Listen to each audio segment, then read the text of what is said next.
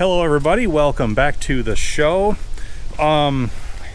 This isn't manufactured YouTube drama. We've got a rather dangerous situation going on with the Diesel 40 parts cat for the RD-6 project, the one that I named Frosty because he froze and broke. So I've been down for the last few days waiting on some parts for the Bridgeport milling machine, so I have not yet begun the pulling adapter build that was going to be the next episode. And I didn't set out to make this episode, but this is the perfect time to grab the camera and show you all how dangerous working on these old Caterpillars can be. So yeah, to set the stage, a lot of the engine has been stripped and I've split tracks, I've removed idlers and idler yoke housings, and I was at the point of removing the recoil springs. Now, I've referred to these as spring bombs in the past. When we were working on narrow RD-6 over there, I explained how these are loaded under spring pressure all the time.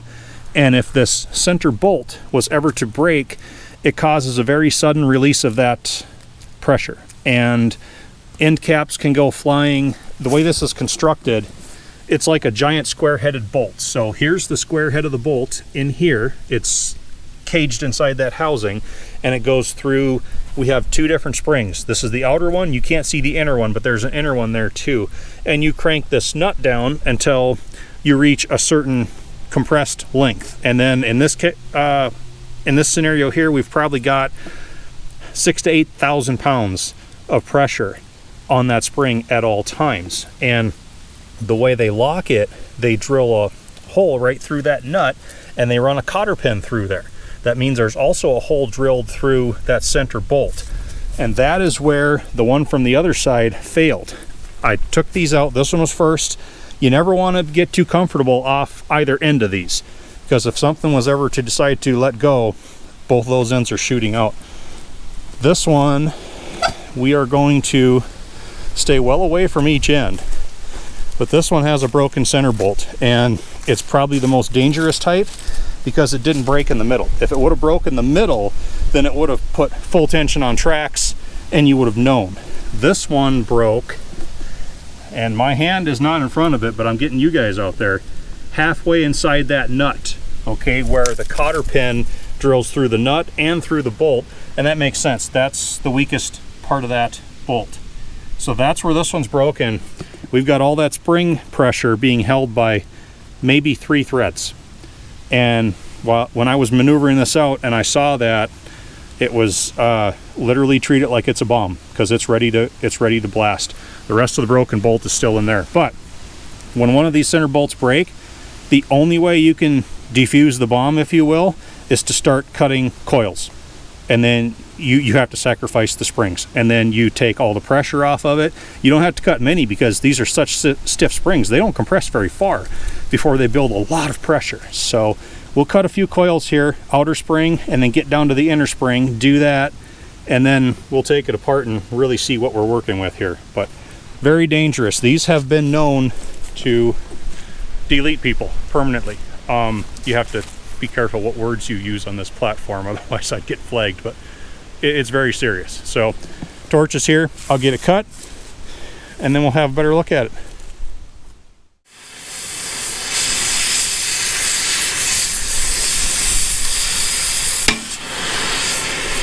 There goes a little bit of pressure.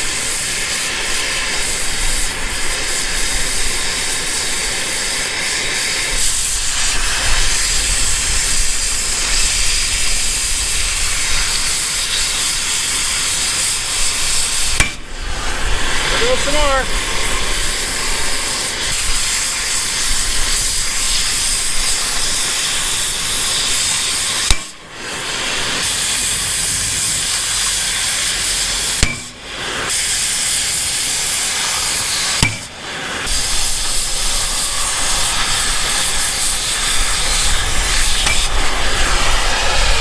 They're barely banging now.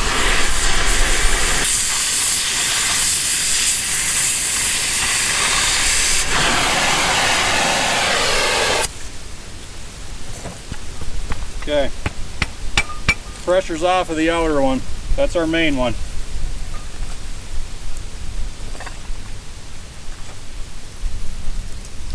Still don't want to get in front of this though.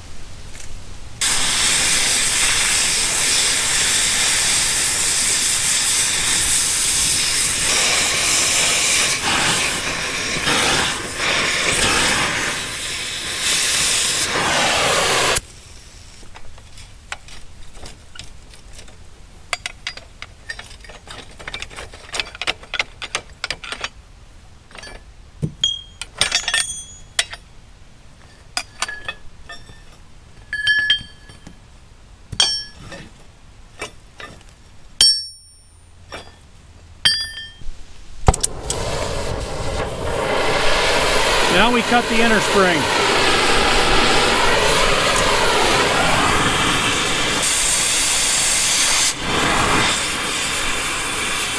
This one's a lot more docile.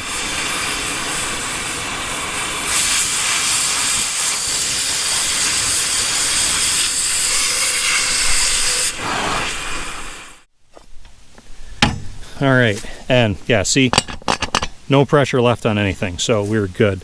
But yeah, take a look down in there. Split right on either side of that hole for the cotter pin. So, makes sense. That's where it's weak. So, I got this ready to pull.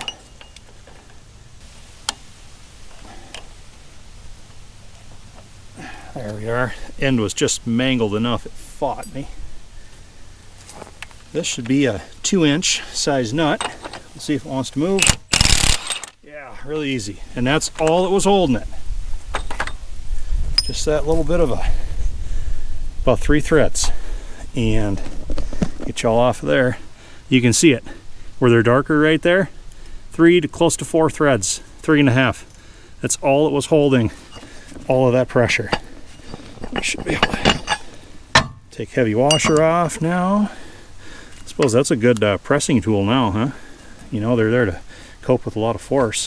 That's the rest of the inner spring. Peeling chunks of the outer off. Another piece of the inner. Oh, that's still heavy. Considerable springs here. Oh, and I got a little bit wild with it. I went down into the sleeve. That's all right. We were just trying to get this thing apart and not hurt anything. So next time you see what looks like a pretty harmless recoil spring assembly, think of all of these torched and broken pieces and all the bangs that happened when they were letting go. And just food for thought, here's a chart of some rather common tractor models and the pressures that are contained within the recoil spring assemblies. D2 up through D8, they can all be dangerous. So I didn't get as far as I wanted to today. I was hoping to at least have the mainspring out with the engine sitting on the stand so that we'd be primed to split it tomorrow. We were a bit slowed down by the spring bomb. Found another pretty good sized block crack after I took the starting engine and the water pump and everything off to go with the one that was back here that we already knew about.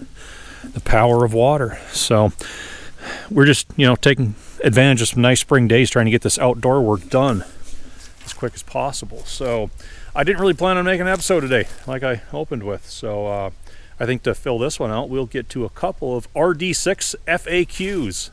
Under the last episode, removing the clutch from the narrow RD-6, Robert Harris had a very good question. Out of interest, did Cat use common semi-special components over their range? Asking as the stepped bolts that connected the throw yoke to the release collar looked very similar to the D2 steering clutch ones, albeit D2 ones went sideways. So I went and dug that piece out. Yes, he's asking about these stepped bolts like right here and then the other one up here that's in this whole large release yoke. So, to answer that question, we go into the big Caterpillar numerical parts record. All right, huge book. I've got the page marked already. I did my homework before I turned the camera on. So we're looking at the 1A 1357 bolt. And we go into the NPR, and there's our 1A 1357. And over here, it shows all of the serial number prefixes that use that same bolt. It's rather fine print, but looking through, I see R4, R5, I see diesel 35, diesel 40, RD-6, 2HD6, diesel 50, yeah, R4, D4, 3G, that's diesel 40, 9G, is that RD7? I don't remember. But we have 7J is D4. We have 4R, 5R, that's D6. 2T is D4. 4T and 6T, I believe, are both D7. 8U, 9U is D6. We have 7M, should be D7. 3T is D7. 6U, 7U is D4. I don't see D2, but yes, that one bolt was used in a lot of applications. Through the 1930s, 1940s, and for sure the first half of the 1950s, that was rather common to see a piece like that that just fit multiple applications and they'd use it. Late 50s and for sure by 1960, that's when all the different tractor models started pretty much becoming all their own, and there weren't nearly as many part changeovers as there were in the good old days. But taking it one step further, another piece I found common to the diesel 35, diesel 40, RD6, 2HD6 is this cap right here that's on the pillow block for the sprocket. This same cap was also used on early D4, so 4G, RD4, and then I believe some of the 7Js before they went to that bigger hub also used this same cap. That's this cap right here. And this little hex lock that goes under the cap was also used on diesel 35, diesel 40, RD6, 2HD6, and early D4s. That piece is another one that was used quite often, so kind of interesting there as well. And the other RD6 FAQ of this episode was left by Jeff D4P2F. Good question here too.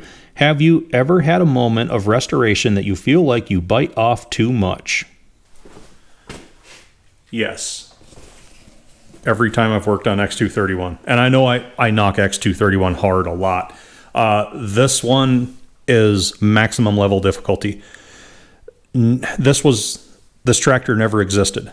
There was no literature. There was never a book. The people who built it are long gone. The people who ran it are long gone. There is no one alive that's heard this tractor run. And there is no one to talk to. There is no one to ask for help. Everything here, almost everything, all you have is what's in front of you. It's a one of one. And the condition, the horrible condition that was in when we got it, and the fact that you have no support system makes this the most difficult restoration that I will ever take on. And I have some of the proudest restoration moments, some of the proudest jobs I've done were tasks that were completed on here. And it's an oddball. It's never performed well with the channel, and I regret trying to start the channel out with it, and because it never had the right color paint and never had the right name on the hood, so people really don't relate to it. But it's really reshaped my perspective on what true restoration is. When you only have one of something and it's completely destroyed, you don't have replacement parts, and you just have to figure it out. You can't, like I said, you can't even go ask for help on it. No one around knows anything about this. It's totally up to you to figure it out, or you fail. That's true restoration. By comparison, everything we're doing here, and Caterpillar's always been the top performer on the channel, but I'm just changing parts. That's really all that's happening here. They're big, they're heavy, and you need a lot of heavy tools to do it, but we're just changing parts. And what makes it even simpler is the fact that Caterpillar gives us all of the cheat codes. And in addition to this, I have a full library of service bulletins, service manuals, parts manuals, spec sheets, even books that tell me what bolts go in what holes. They tell you what to do in what order and how to do each step explained to the letter. And by comparison, we only have what we can see right here. And that's all you get. Good luck, kid. Let me know if you figure it out.